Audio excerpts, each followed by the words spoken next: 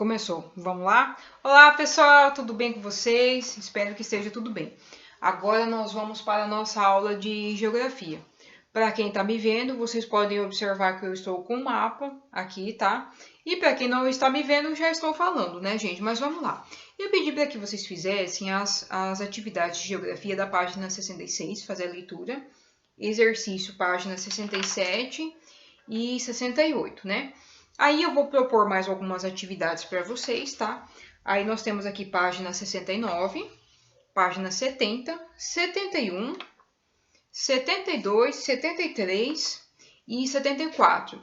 Mas quando vocês começarem a folhear, vocês vão ver que juntando tudo, os textos são bem pequenos. Então, vocês vão olhar as imagens, vão fazer a leitura e vocês já vão resolvendo os exercícios, tá? Mas vamos lá. Vamos começar então. Vocês vão lá na página 66 do livro de geografia de vocês, aí vocês vão observar. Nós temos ali na primeira imagem, nós temos a vista da cidade de São Paulo no ano de 2016. A gente vai observar a quantidade de prédios que tem, né, gente? Muito mesmo, né? E aí na imagem abaixo, a gente tem a vista do sertão pernambucano no município de Santa Cruz da Baixa Verde, Pernambuco, no ano de 2017, certo? E aí a gente observa as diferenças, né? E eu, olhando para essas imagens aqui, eu pergunto para você, aonde está a maior parte da população? Com base nessas imagens aqui. Isso mesmo, as pessoas estão na cidade. A maior parte da nossa população mora na zona urbana, tá certo? Agora aqui já na página 67. Onde vive esses brasileiros? E aí eu quero que vocês acompanhem comigo aqui no mapa de vocês, tá? Qual que é o título desse mapa? Distribuição da população brasileira de 2014. Para quem está me vendo aqui, eu estou com um mapa também. O título desse mapa que eu tenho aqui é Brasil, Político, Regional e Rodoviário. Esse mapa tem esse título. Esse que está aqui no livro tem outro título, porque é a característica desse mapa, tá? Então vamos acompanhando aqui. Vamos observar quais são as características que tem esse mapa aqui. Vamos lá.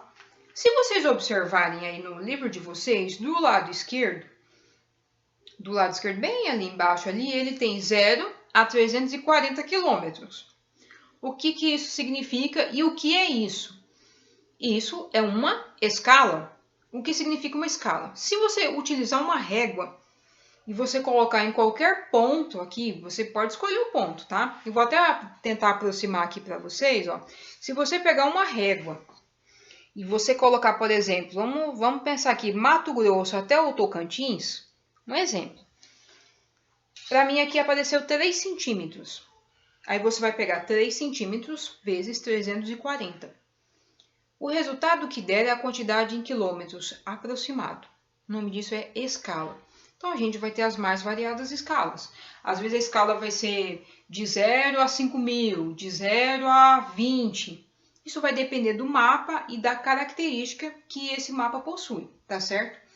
Do lado direito de vocês aí no mapa, vocês podem observar que vocês têm o quê? Uma legenda. Para que serve essa legenda? Para você identificar e poder fazer uma análise desse mapa. Qual que é a identificação dessa legenda? Habitantes por quilômetro quadrado. Aí você vai observando que ele tem cores. Tem informações importantes ali. A primeira cor que aparece aqui, qual que é? Marrom escuro. Isso mesmo. E aí depois ela vai ficando mais claro, essas cores, até chegar no amarelo. Então aí você vê que até tem as informações. Então, se for marrom escuro, significa que tem mais de 100 pessoas por quilômetro quadrado. Então, aí você vai observando as outras cores. Né? Aí depois você tem aquele quadradinho, é a capital do país. Onde tiver aquele quadradinho vai ser a capital do país. E onde tiver a bolinha vai ser a capital do estado. Então, observe no mapa de vocês aqui. Né? Para quem está, olhem no livro, e para quem está me vendo, olha aqui no meu mapa. Então, nós temos aqui os estados do Rio Grande do Sul, nós temos Santa Catarina, nós temos Paraná, e aqui fechamos a região sul. Aí temos também São Paulo, Minas, Rio de Janeiro e Espírito Santo, região Sudeste. Depois, Mato Grosso do Sul, Mato Grosso e Goiás, região Centro-Oeste. Depois, Rondônia, Acre, Amazonas, Roraima, Pará, Amapá, Maranhão e Tocantins. Aqui nós Pará e Tocantins. Aqui nós formamos qual região? Nós formamos aqui a região Norte. O Maranhão não, tá, gente? O Maranhão é Nordeste. Aí nós temos aqui Bahia, Piauí, Maranhão, Ceará, Rio Grande do Norte. Nós temos aqui Paraíba, nós temos aqui Pernambuco, nós temos Alagoas e nós temos o quê? Sergipe. Aqui nós fechamos com a região Nordeste. São essas os nossos estados aqui do Brasil, tá certo? E olhando no mapa de vocês aí, vocês podem observar que onde tem as bolinhas são os nomes das capitais. É a característica desse mapa. Você vai encontrar outros mapas e ele vai oferecer outras informações. E onde você vai consultar? Você vai consultar na legenda, porque isso são elementos do mapa, tá certo? Então, se vocês observarem no mapa de vocês e até respondendo a questão, aonde que a gente vê maior concentração de pessoas por quilômetro quadrado? Qual é a cor que representa? Marrom. E aonde essas pessoas estão concentradas? Mais na faixa litorânea, mais perto do litoral. Então vocês podem observar que é toda essa região aqui, ó, gente.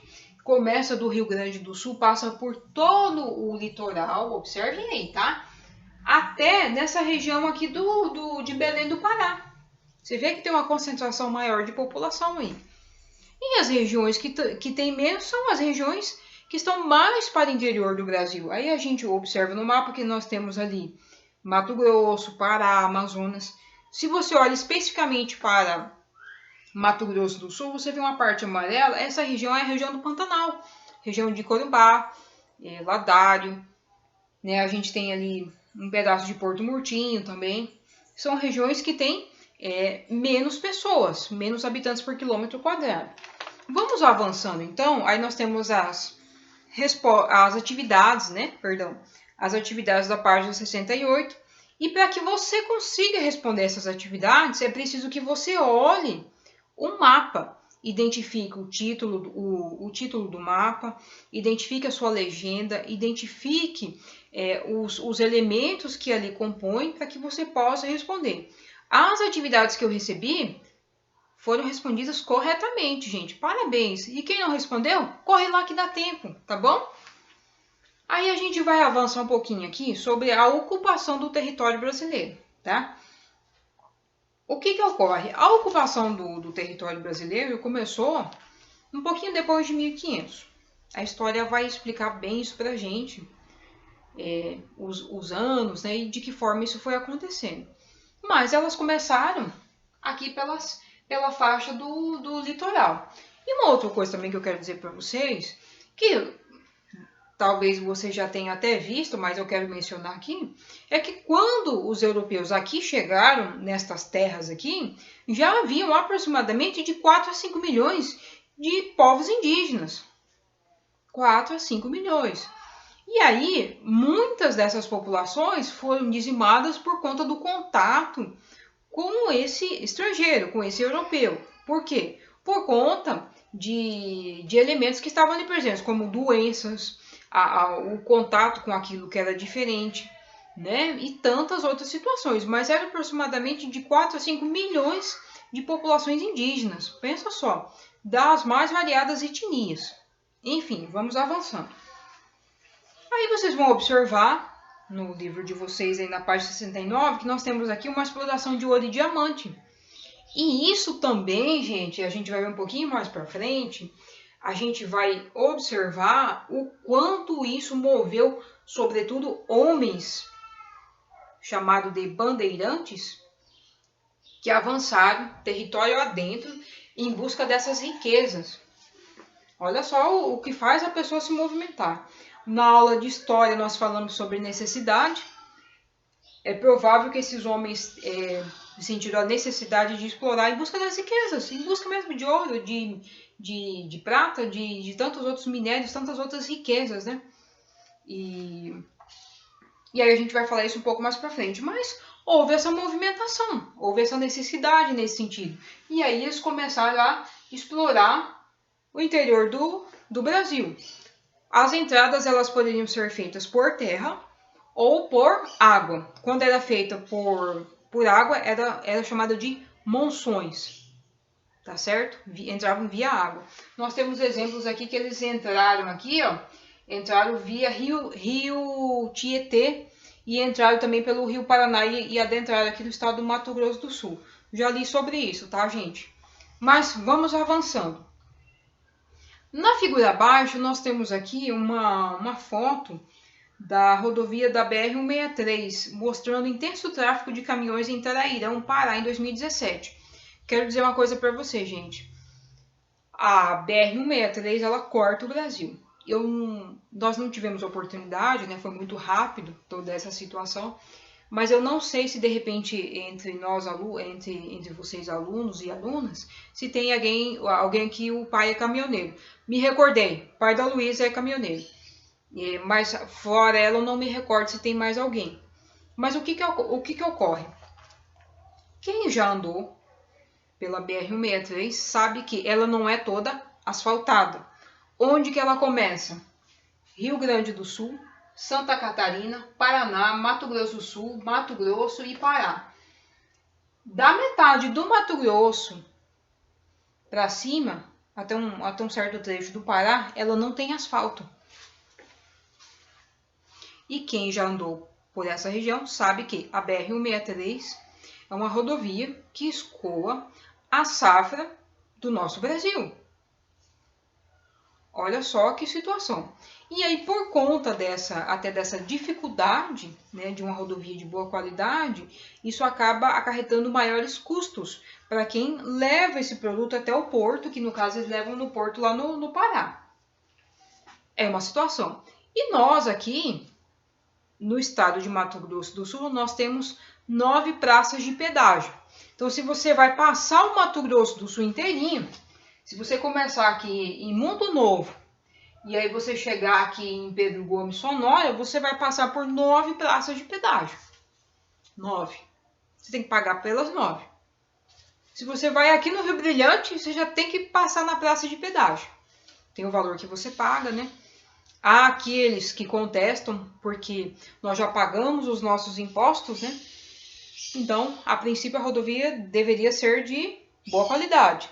Aí foi entregue para a privatização. A privatização arrumou, né? Tá funcionando, mas nós temos um pedágio muito caro. E aí, por ele ser um pedágio caro, isso incide dentro daqueles produtos que vão sendo transportados. Quem paga a conta é o consumidor final. Eu e você. É uma situação, mas vamos avançando, tá, gente? As migrações internas e o povoamento do território brasileiro. Página 70, vamos continuando a explicação. Nós temos aqui outro mapa, outra característica. Só que se vocês observarem, é um mapa do Brasil, assim como esse que eu estou aqui. É um mapa do Brasil. O que ocorre aqui? Nós temos aqui, vamos observar a nossa legenda, tá, gente? Nós temos aqui, então, na nossa legenda, duas cores. Nós temos uma lilás e uma verde. A lilás, vocês podem observar que ela sai da região nordeste e vai para as outras regiões. Então, ela vai para a região norte, centro-oeste e sudeste. Nessas três. E se vocês observarem, nós temos essa verde. Desculpa, gente. Que ela sai da região sul, sudeste e centro-oeste e vai avançando para as regiões norte. E isso foi quando? Século XX. Talvez essa configuração... Talvez não, mas se a gente pegar dados mais atuais, a gente pode ver que houveram também outros movimentos migratórios pós esse período, né? Vamos avançando aqui. Aí a gente pode observar que do nosso lado direito aqui, nós temos uma escala, né, que é de 0 a 330. Significa que? O que isso significa, gente? Que se você pegar a sua régua, e você colocar, por exemplo, eu quero colocar aqui do meio do Mato Grosso do Sul até ali no Maranhão. Quanto que vai dar? Deixa eu até olhar aqui quanto que dá. Do meio do Mato Grosso do Sul aqui. Até no Maranhão. Aqui para mim vai dar vai dar 7 centímetros. Se você pegar 7 centímetros e multiplicar por 330, você vai ter uma distância aproximada do Mato Grosso do Sul até o estado do Maranhão. Isso é uma escala, tá certo? Então, são os fluxos migratórios. O que é fluxo migratório, professora, pelo amor de Deus? É o movimento de pessoas que saíram desses locais, das suas regiões, e foram para outros lugares do país, tá certo? Fazer o quê? As mais diversas situações. Foram explorar novos territórios, novas terras, foram conhecer outras pessoas, foram movimentos. E tudo isso, gente, por quê? Por necessidade. Houve necessidade. Aí nós temos as atividades aqui da página 71, tá? Vocês vão observar as imagens aqui e com base na letra A, na letra B e na letra C, vocês vão preencher. Tá bem fácil, tá? Aí nós temos aqui páginas 72 e 73, ela vai falar sobre população rural e população urbana do Brasil, tá certo? E aí eu quero conversar com vocês um pouco. Ele traz aqui um gráfico que é da população rural e urbana, década de 1940 e até o ano de 2015. O que eu quero falar com vocês? Eu vou pegar uma água aqui, tá, gente? Só um pouquinho.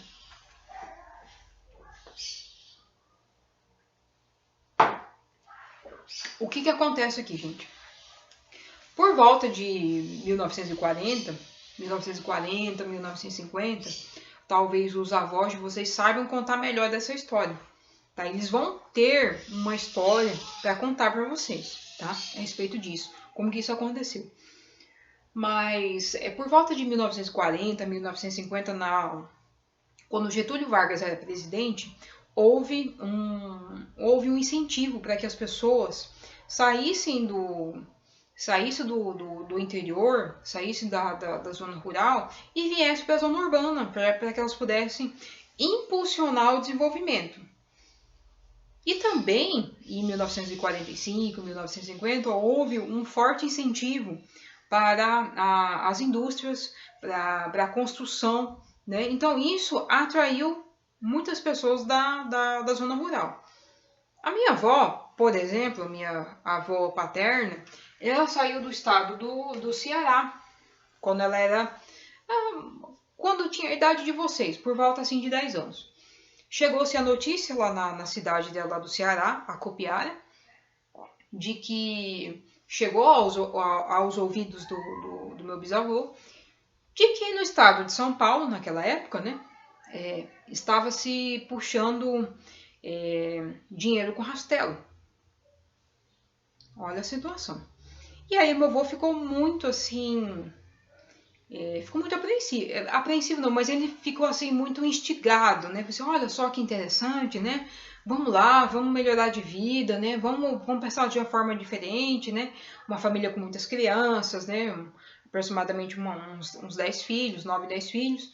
E aí vieram para o estado de São Paulo para buscar melhores oportunidades. E eis que eles chegam no estado de São Paulo. Mas não foi bem assim de puxar o dinheiro com rastelo. As coisas foram muito difíceis, muito mesmo, né? Até porque, para que se possa trabalhar na indústria, precisa de um mínimo de qualificação para aquele tipo de trabalho. Aí, se vocês observarem, eram populações que moravam na zona rural, e essas pessoas elas tinham habilidades, tinham conhecimento para coisas rurais, aquele conhecimento da terra, aquele conhecimento de plantações. E aí elas fizeram essa migração, né, para as cidades, que é uma outra dinâmica. E aí houve, claro, uma série de enfrentamentos, houve uma série de situações que permeiam as nossas cidades até hoje, tá certo?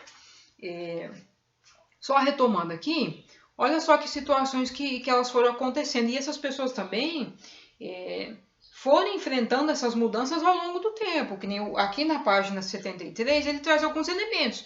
A mecanização, por exemplo, do campo. Hoje, tinha-se, por exemplo, muitas pessoas trabalhando em colheitas de feijão, colheitas de milho, colheitas de café, e hoje a máquina pode fazer isso.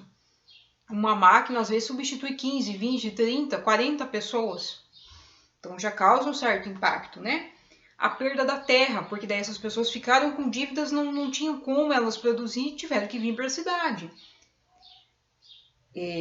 a ideia de uma vida melhor nas cidades. Quero dizer para vocês que e isso permeou por muito tempo, né, e continua até permeando, de que a vida na cidade é melhor. De fato, existe uma quantidade muito grande de acesso a serviços, é verdade. E se a gente pensar, por exemplo, 1950, 1960, 70, 80, a gente tem, por exemplo, a implantação de rede de esgotos. Nós temos acesso a vacinas, nós temos acesso a serviços de educação, de saúde. Claro, isso vai melhorar a vida das pessoas. Só que tem algo muito importante que eu disse para vocês: acesso, tem que ter acesso. Nós já fizemos atividade nesse livro aqui, e perguntando como é que eu, por exemplo, o serviço de saúde no seu bairro. Alguns responderam no livro, né? E aí você vai saber, né? Às vezes o serviço é ruim, acontece do serviço de saúde do seu bairro ser ruim. Às vezes não tem acesso a esgoto. Se você não tem um serviço desse de qualidade, você não garante a qualidade de vida da pessoa. Não é mesmo? Outra situação, nem todas as pessoas têm acesso ao alimento. Uma outra situação, né? E aí a gente pode ter um movimento chamado de êxodo rural, que aí vocês vão ler no livro de vocês, em que houve esse movimento de pessoas da saída da zona rural, que foram para a zona urbana. Muitas pessoas vieram do Nordeste para o estado de São Paulo. Isso causou um inchaço na cidade, um inchaço muito grande. Parte dessas pessoas não foram absorvidas nas indústrias, né? E aí isso também implica, e aí a história vai explicando isso, e a gente pode ver, tá vendo depois, que isso causou aglomerados, favelas, por exemplo, amontoados de pessoas, porque daí ela não consegue o espaço, um pedaço de terra ou de terreno é muito caro, e aí a gente vai tendo todo esse enfrentamento. A gente não precisa nem ir muito longe para a gente ver o enfrentamento que a gente tem. Vamos olhar para Dourados, Mato Grosso do Sul. Nós temos alunos, né, que vêm aqui do bairro aqui próximo, Guaicurus, Esplanada. E a gente sabe a dificuldade que é a questão do acesso ao transporte coletivo. A qualidade desse transporte. A gente sabe, por exemplo, o quanto é perigoso, e aí tem aqueles que se arriscam que vêm de bicicleta ou de moto, o quanto é perigoso ter que atravessar para poder chegar na escola. É preciso que se haja um planejamento com tudo isso. Nós vimos também que em atividades de aulas anteriores, a questão também da diminuição da taxa de fecundidade das mulheres. O que isso significa? Significa que as mulheres estão tendo menos filhos. Sim, as mulheres estão tendo menos filhos. Quando você observa no geral, estão tendo menos filhos. Por quê? Porque, por conta de diversas situações, a questão do acesso a emprego, a questão de renda, a questão de moradia, saúde pública, a questão até do uso de medicações que evitam a concepção de filhos, o planejamento familiar, né? Acesso também aos estudos, né? As mais diversas situações. São situações, né? E aí a gente vê esses movimentos, né? Tudo isso que vai acometendo as cidades. Então, entendemos que a maioria da população, ela reside na zona urbana. E aí tem uma minoria que mora na zona rural. A gente vai conversar isso um pouco mais para frente, mas o que eu posso dizer para vocês é que e nem sempre morar numa cidade significa que você tem uma boa qualidade de vida. Bem como você morar na zona rural não significa que você também tenha acesso a uma boa qualidade de vida. Não significa isso, né? É importante, nós temos regiões, por exemplo, no Brasil, como algumas regiões do Amazonas e do Pará, que não têm acesso a esgoto. Nós estamos em 2020 e nós não temos cobertura de acesso a esgoto. Nós temos aqui na nossa cidade, a gente está terminando o município está terminando de fazer a implantação de rede de esgoto, mas nós temos casos ainda de que alguns bairros ainda não têm esgoto. Isso é saúde pública, gente. Enfim, mas aí o que eu tenho para falar para vocês sobre a população rural e urbana é isso, tá, gente? E aí, vocês têm essa atividade para fazer, que é da página 74, tá? Vocês vão fazer uma entrevista, tá? Vamos lá, então. Realize uma entrevista com uma pessoa migrante, ou seja, uma pessoa que veio de alguma região do Brasil. De repente, pode ser seu pai, sua avó, seu avô, seu tio, alguém que você conhece que veio de algum outro estado do Brasil, tá? Verifique se algum colega de sala ou outra pessoa que você, pais ou responsáveis conhece, veio de outro município, estado ou país. Fiquem à vontade, tá, gente? Vocês vão ver como é que vocês vão fazer isso, tá? Importante, não saiam de casa, tá? E se for sair, saia com segurança, tá? E durante a entrevista, faça as perguntas abaixo e anote as respostas que você obtiver. Então, você vai fazer e aí você vai enviar para mim, tá bom? Quero dizer para vocês que qualquer dúvida, eu estou à disposição. Vocês têm o meu número, tá? Pode estar enviando a sua pergunta, a sua dúvida para mim. Fiquem à vontade.